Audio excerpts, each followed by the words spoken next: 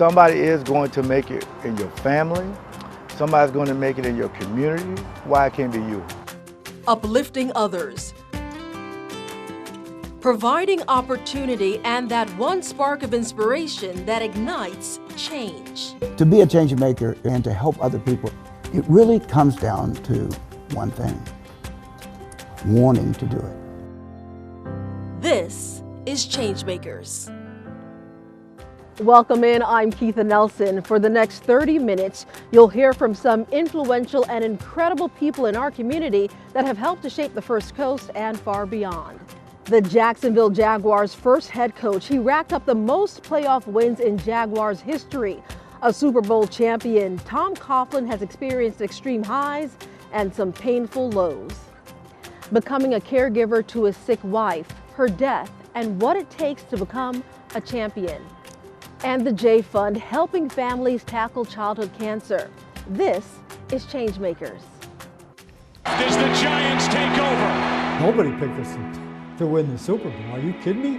18-0, Tom Brady, Bill Belichick. That's why they play the game. And that's the way you like it. That's the way I like it. Odds stacked against them, the New York Giants, led by Coach Tom Coughlin, managed an upset, beating the New England Patriots in Super Bowl 42, 17-14. Individuals play the game, teams win championships.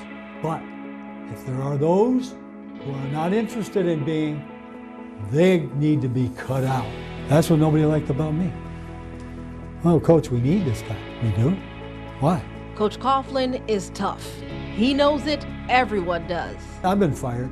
When you get fired, it disarms you. You know, you're hurt. Your ego is hurt. Your self-worth gets questioned. And that's a difficult thing. But your family is there to rally around you. Family, 4 children, 12 grandchildren, and at the heart of it all, his wife, Judy. She loved the beach, she loved the ocean, she walked, she loved her friends, and she loved to talk. And, you know, all those things were taken away from her. Diagnosed with an incurable brain disorder in 2020, Judy would lose her ability to walk, talk, and her memories stolen. I know she understood what I was saying. I know she did. Coughlin's career taught him to prepare for uphill battles. But this fight. You're never ready, let me just tell you that. The doctor, whoever, the nurse can tell you that the person is going to die. You're not ready when she does die. I can just tell you that. In an open and honest essay published in the New York Times, he details watching his wife slip away and becoming her full-time caregiver, the mental and physical exhaustion of it all. And I promised her, when this was first diagnosed, I said to her, I said, look, I don't want you to be scared.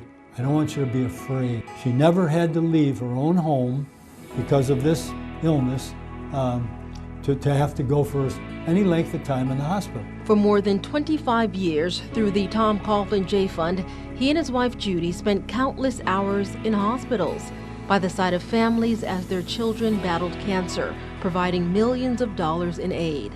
When you visit a family in the hospital and the family is pouring out their thanks to you for being there, you listen to the stories and you try to provide a little bit of a smile, some happiness. This is Jay McGillis.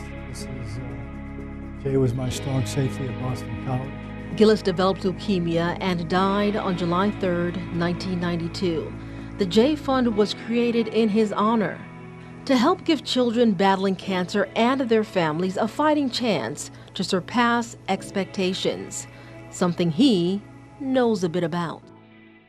He grew up in Jacksonville's urban core, the Newtown area.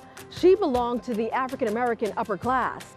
They would both grow up to become history makers. Dr. Johnetta Cole and Nathaniel Glover continued to shape generations. And for the first time ever, the Jacksonville legends sat down together to reflect on the past and demand a better future. He's the youngin'. This is my young brother. Yeah, this is my young brother. I think she's the only one that referred to me as a young'un, but I'll take it.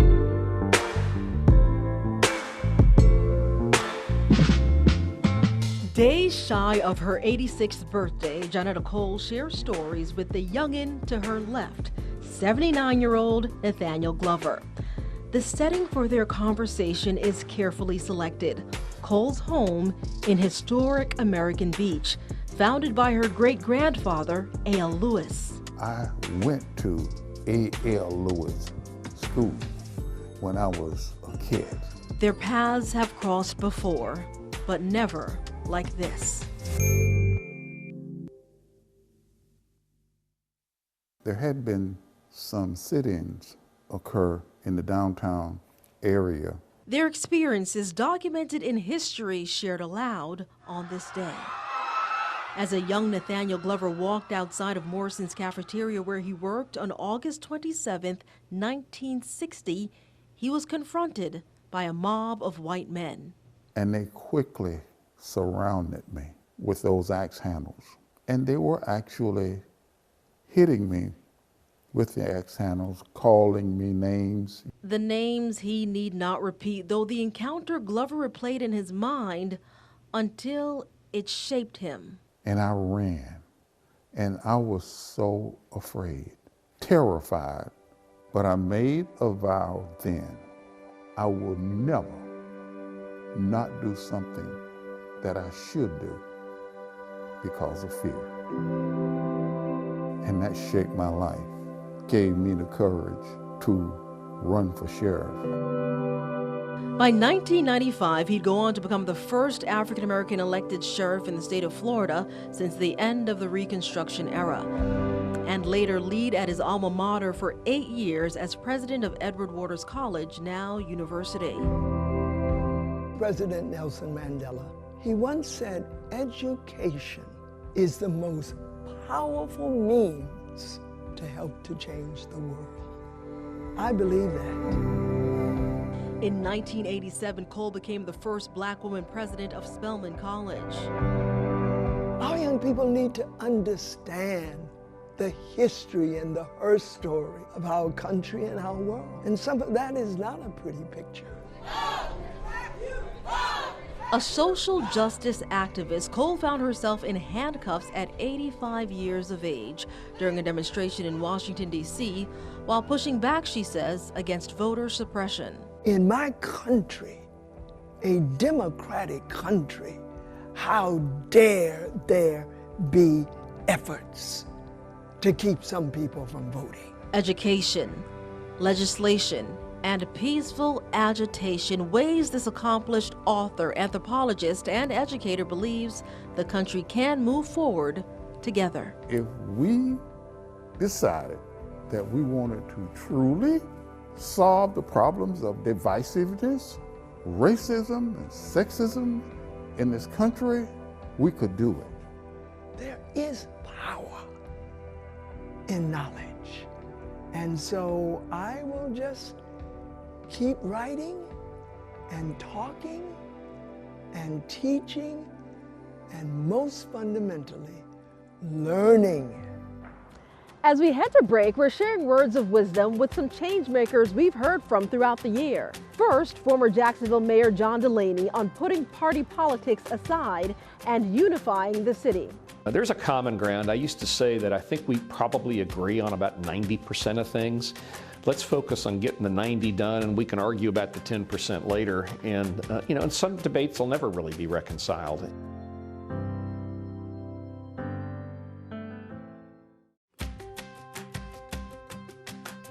Welcome back. You're watching Changemakers.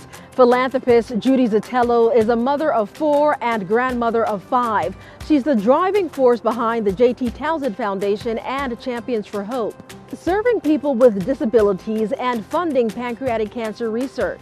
She recently authored a memoir, and that too will help others through its proceeds and message. You hungry? This is a part of who she is. Rosemary on there. Judy Zatello welcomes people into her space. All about the presentation. And helps them create change. We said, what would you like to do? You're in college, you've graduated high school with your class, which is amazing. Now you're in college, but what are your long-range goals? On the receiving end of her questions sat J.T. Townsend, a young man whose life changed in high school. In 2004, when he took a hit on the football field his senior year, he became a quadriplegic. He just lit up the room. He was so handsome and so confident and so inspiring. JT's story is well known on the First Coast. He stirred the community in life and death. Everyone wanted this work to continue in his name and honor him in such a beautiful way. As a college student wanting to give back to the community that gave him so much, he started the J.T. Townsend Foundation in 2008, serving people with disabilities. JT once said, The two most important days in our lives are the day we are born and the day we realize why we were born. Explain to me what that means to you. That is everything. That is everything. That is the most important thing right there. That a young man could realize that and come to that thought and put it down on paper for people to read. It's just amazing to me, but it is the truth. Finding our purpose. Zatillo has no doubt found hers over the years, giving resources, her expertise, and time. If God gives you extra time, you better do something big with it. We met back in November of 2016. I'm going to take you all the way back there. I remember holding your hand when you were going for your CT scan. You were about to go see the doctor, and I was nervous myself, and you had this calm over you, and I just didn't understand it. I didn't understand it then, but I do now. There are no numbers for me. They call me at Mayo Clinic an anomaly. I certainly didn't think that I would make it 9 years. Diagnosed with pancreatic cancer in 2014, Zatillo would undergo countless doctor visits, surgery, chemo, a clinical trial, all while serving others. It's more of a blessing because it's like I'm doing what God wants me to do. Woven, a memoir, why now? I really wanted to be truthful and tell my story and how God wove through my life and directed me and was there even when I didn't know He was. In June of 2022, Judy's cancer returned. She's now in hospice but remains optimistic and at peace. She often tells everyone to, quote, "Hold on, God is in control." As we head to break, here are some words of wisdom from retired U.S. Air Force officer Lieutenant Colonel Alton Yates. The American hero led sit-ins throughout the 60s, leading to integration in Jacksonville and far beyond. There's always a little bit of fear of the unknown, but when you are afforded an opportunity to be a part of something that is new, that can be useful, I just don't know how you resist that.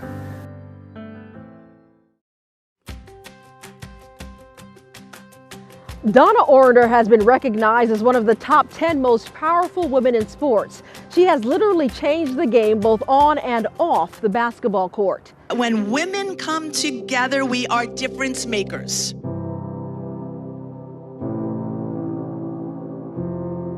All you have to do is want to be in the game. Prepped and positioned for the stage unknowingly from early on. As an athlete, at a time when girls weren't expected to aspire to play ball. How do you plan to be a professional athlete when you grow up and there's no professional sport or league for you to play in? There wasn't. How do you plan to be the president of the WNBA when the league didn't exist most of my adult life?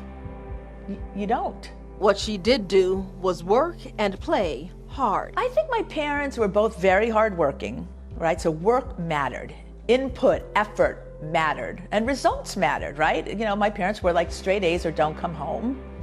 I didn't say I came home. Queens College Sports Hall of Famer, an all-star playing in the first women's professional basketball league with the New York Stars, New Jersey Gems, and Chicago Hustle. She worked her way up the ranks at the PGA Tour as a senior executive, and then, February of 2005, Ornder was named the new WNBA president. When I got to the WNBA, it was very personal, and I didn't understand how personal it was. I want to know if there's anything that surprised you when you got there. I was shocked when I got to the WNBA. I was shocked by the attitudes and the bias and the racism and the sexism and the homophobia. I was shocked by how much disregard. I mean, there's a lot of love and affinity for women's sports, but just how dismissive people were, how people told me every single day that this would never work. It took time, but Ornder says she had no choice but to perform and win. Everything they said we could not do, literally, we did. She recalls attendance at WNBA games increasing during her tenure, numbers moving from the red to black, merchandise sales, TV ratings all going up.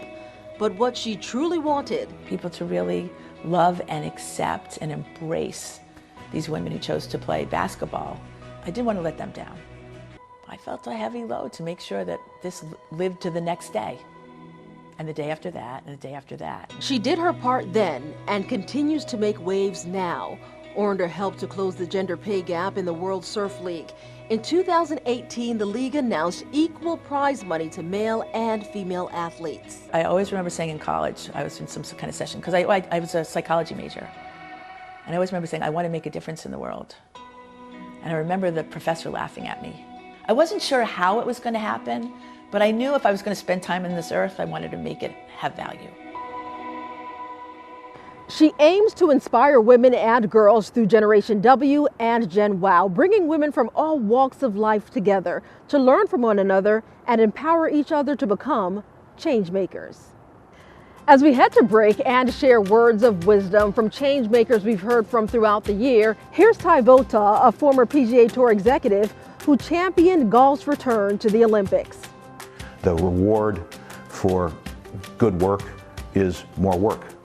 And it's not necessarily a pat on the back, it's not necessarily financial remuneration, it's the best reward for great work is more work.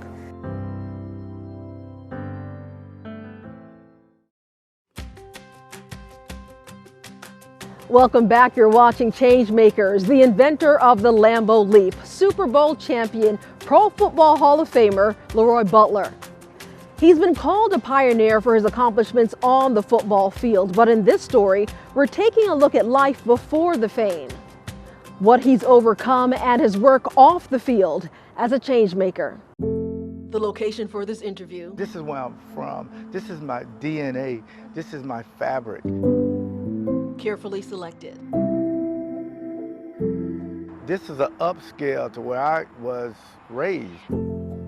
2 chairs, 2 lights, in the middle of Blodgett Villas, a Jacksonville housing development on North Davis Street. The other one was so bad as far as crime and poverty, they tore them down and built some new ones. Leroy Butler grew up in Jacksonville's inner city, in a single-parent home with his 3 brothers and a big sister he calls his hero. All of them shaped him. This is Butler. And although we were in poverty, I never knew what that word meant. I just knew you were poor. But my mom had me thinking I was rich.